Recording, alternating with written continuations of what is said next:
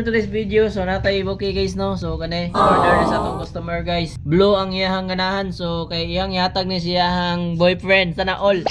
So natay kawan diri guys si Bibi, atong pinakagwapo nga customer. Okay.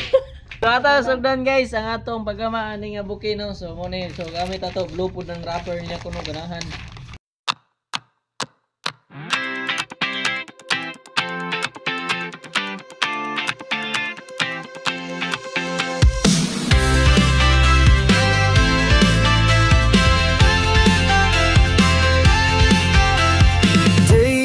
So mo na guys ang ato ang gigama bouquet guys no. So order na ni day ni ma'am guys. So ihatag ko ni siyang uyab.